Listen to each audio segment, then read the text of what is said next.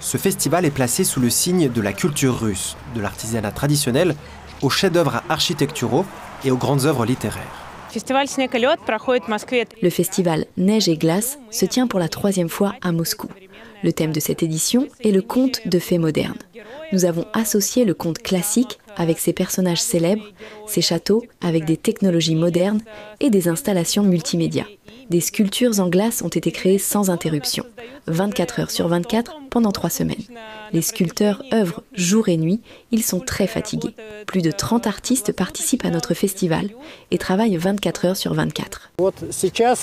Je suis en train de les retravailler. Après que les sculptures ont un peu dégelé, il faut faire ressortir le relief. J'éprouve beaucoup de plaisir à faire ce travail car lorsque le gros travail a été fait, la masse de neige a été déblayée. Le travail de l'artiste commence. Je me réjouis de donner forme à ma sculpture, et voilà, 12 mois. Dans la rangée du haut, on voit octobre, novembre, décembre, janvier, février. Je n'ai pas eu le temps de finir les autres. Celles-là représentent le printemps, celles qui n'ont pas de chapeau, l'été, regardez les personnages, la forêt, le grand feu majestueux. Travailler avec de la glace demande une logistique toute singulière, en particulier bien entendu au niveau des températures.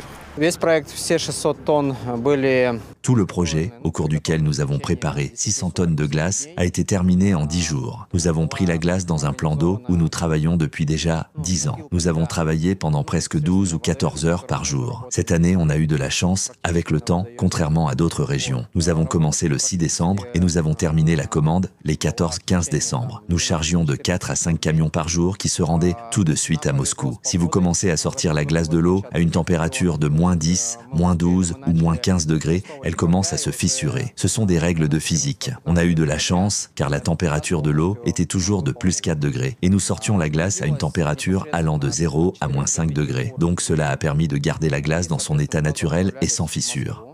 Mais il ne s'agit pas que de glace, il y a aussi des installations d'art contemporain uniques en leur genre. À l'origine, on a lancé cette idée pour comprendre s'il était possible de visualiser en quelque sorte le son du soleil, de le rendre audible.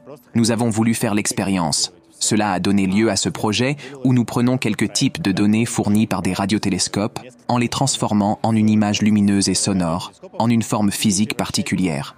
Bref, pour l'expliquer de manière simple, nous utilisons quelques réseaux de neurones artificiels et des algorithmes très puissants dans un logiciel qui crée une série de logiciels qui envoient une série de réponses dans un autre logiciel. Tous ces logiciels peuvent utiliser et interpréter ces réponses d'une certaine manière sous forme de lumière, de son, et ainsi de suite.